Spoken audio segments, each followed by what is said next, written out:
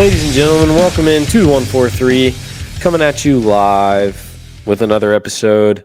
Nick, how are we doing today? We're doing good. Feeling a lot better as Cowboys fans because we finally have something to show for. Our boy Sidarian Lamb got signed today, so that was pretty huge news. Yeah, obviously the best part of the day.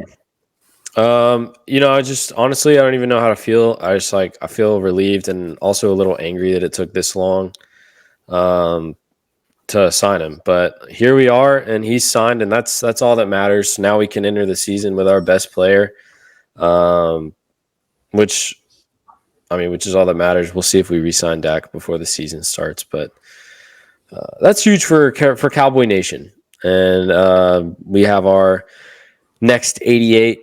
The next guy, he's with us for at least a few more years. Locked in for quattro years. You know, we're not going to talk about this for that long, but they always get greedy at some point. So I'm sure after 2 years, he'll think he needs more money, and we'll have to deal with it. But for at least a year or two before they start getting more greedy again, we have him for now. You know, they were disputing between 135 and 136 million. So contract negotiations were within $1 million.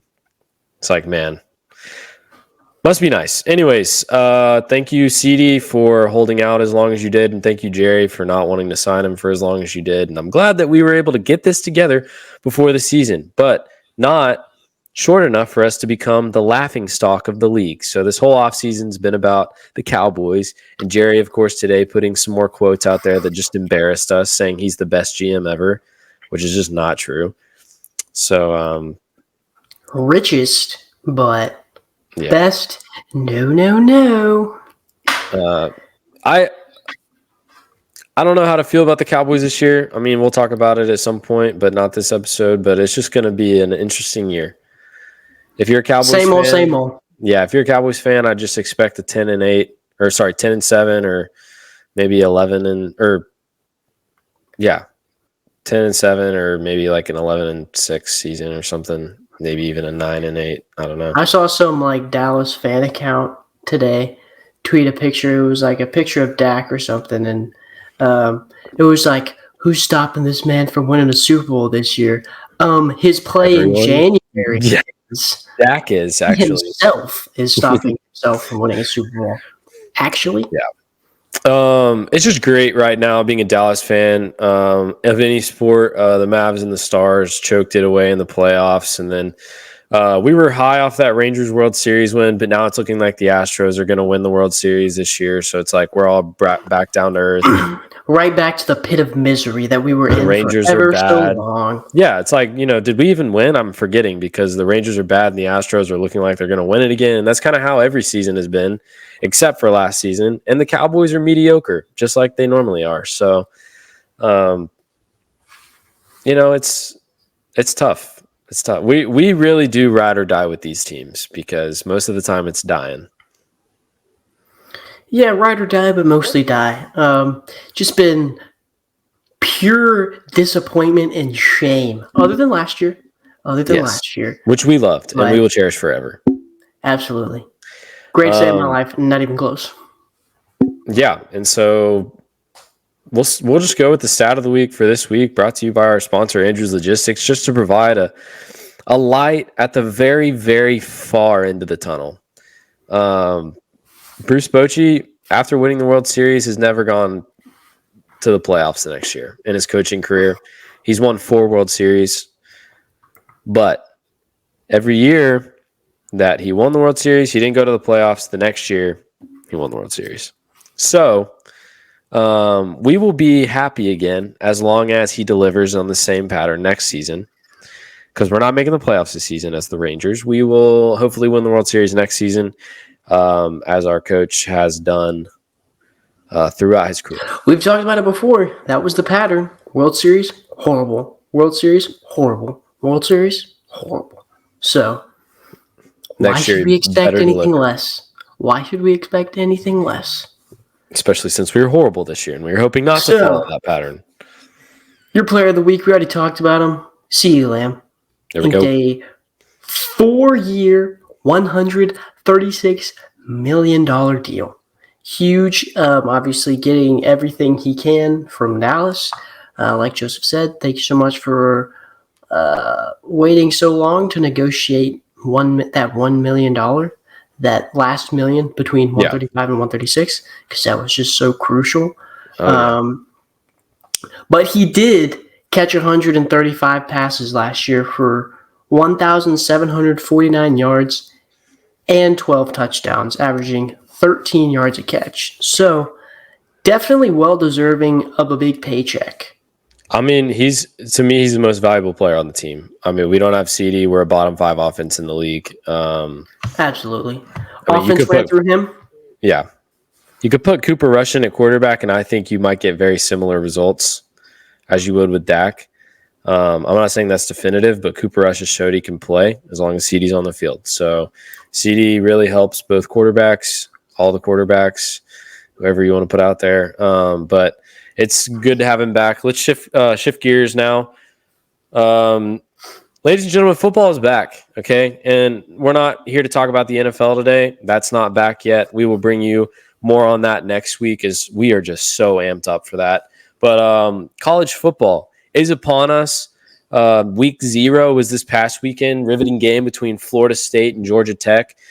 Georgia Tech pulling the upset out in Dublin, Ireland. But we're not here today to talk a whole lot about individual teams or anything like that. This is a completely different college football season than we've ever seen. What do you think, Nick? Yep. Like Joseph said, Georgia Tech upset Florida State, but no surprises there. Florida State is overrated every single year.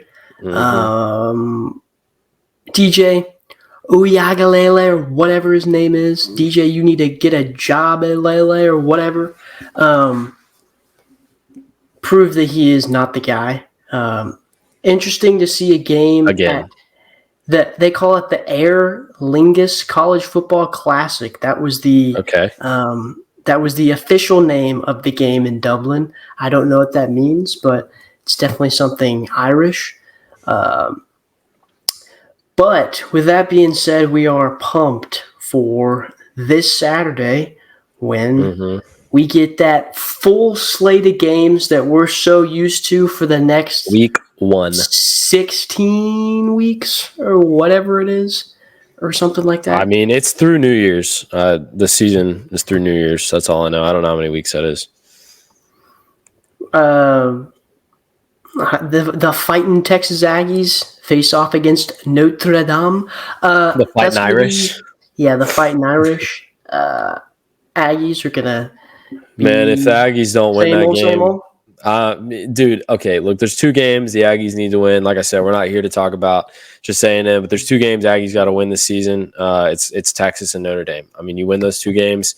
I mean, I don't expect us to be amazing this season, but you got to win those 2 games at home, because next season I'm pretty sure both of those games are on the road.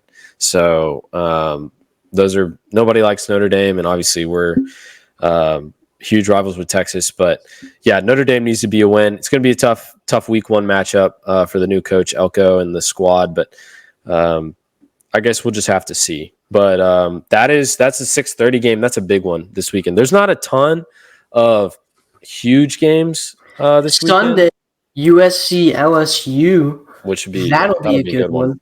That'll be a good one. It should be a blowout, probably. LSU. I mean, what is USC? They don't have a defense. They got to prove that they can play some defense. But it'd be good for USC as their first year in the Big Ten, going up against LSU. That should be a doozy though. Both squads coming up. I mean, they had their quarterbacks go 1 and 2 in the draft. They got new quarterbacks, both of whom played well in the bowl season, in the bowl games. But we'll see. These are guys that are new to the starting job at their colleges at USC and LSU, and that's the only Sunday game, so that's prime time, and I think that'll be a really good game. Texas overrated, as to be expected. They're ranked number 4 to start the season. They ain't got it in them.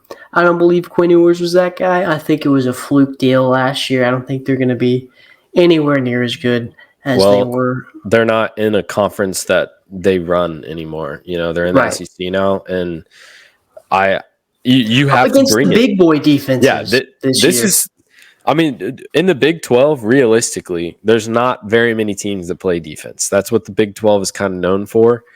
Over the last few years, maybe OU last year with a defensive head coach, but even then they weren't great. So Texas basically owned the Big 12. I mean, they had their own network, all this fun stuff.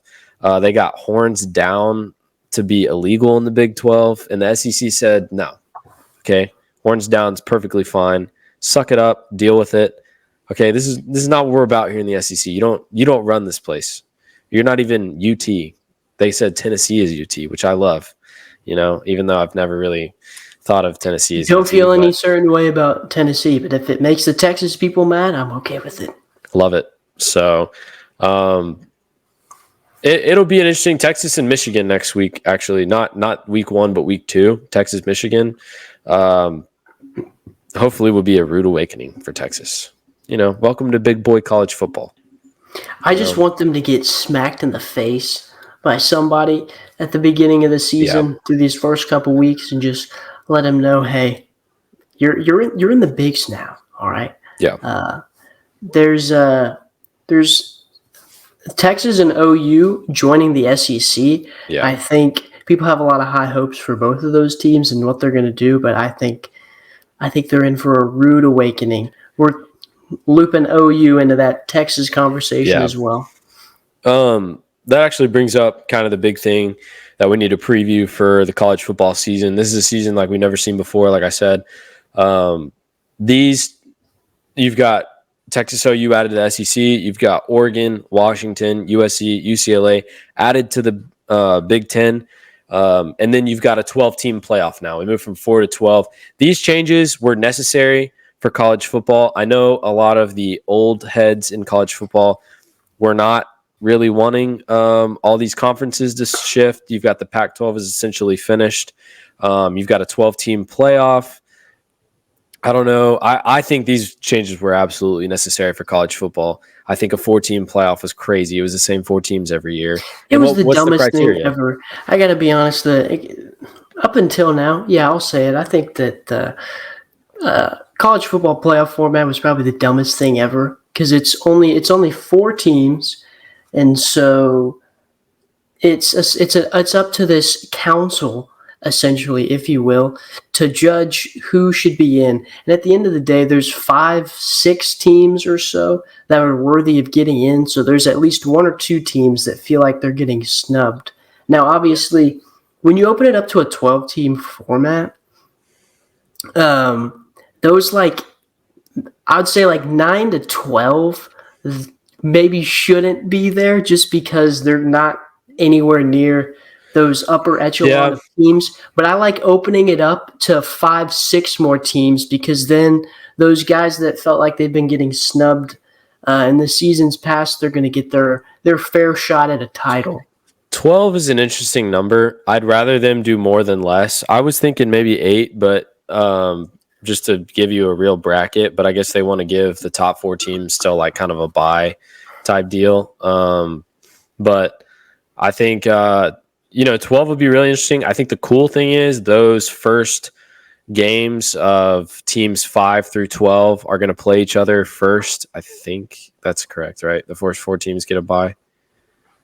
That sounds right. Yeah. And the playoff games, I was going to say they're at home. So that's something that college football is not used to seeing. Or college sports. And it's ridiculous. Don't even get me started on all college sports, dude. Yeah. There's no home field advantage in college regular season, but playoffs come around. We're playing March Madness all over the nation. We're playing college baseball in Omaha, Nebraska. So people are having to buy $1,000 plane tickets just to go watch their team to go in the middle of a cornfield where there's just a baseball field. You know what's in Nebraska? Nothing except for that one baseball field where they play the College World Series.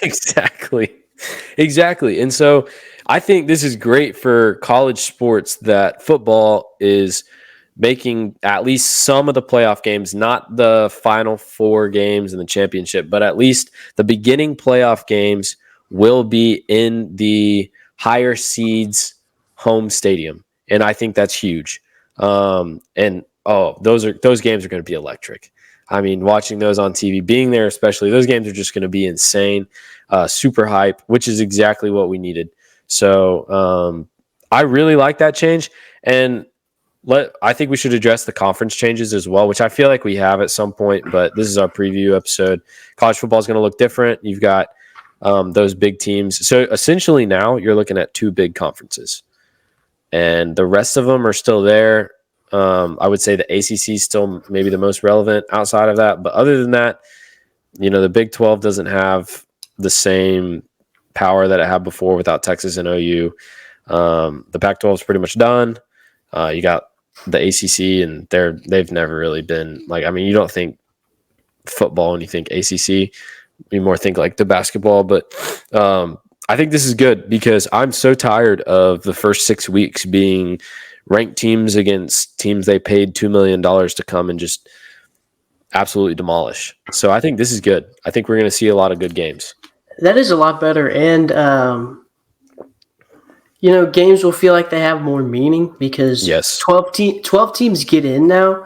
So it's not one of those things where, you lose a game, you're done. Your season's over. You can kiss your playoff hopes goodbye. That was ridiculous. That was another dumb thing that me and Joseph had. That was just a gripe about how they did their playoff formatting. But you can be a 1-2, maybe not 3. I think with these new conference changes, because the strength of schedule now is a lot harder. I think maybe you could be a 3-loss team. They may let one or 2 3-loss teams. You have to be like, sure. I mean, you have to be like Ole Miss or something, and you might like get that 12. It just is going to depend on who you lost to, how much you lost by. You can lose 1 or 2 games and still be good. And like I said, with the extending it out to where that 5 and 6 seed are actually worthy.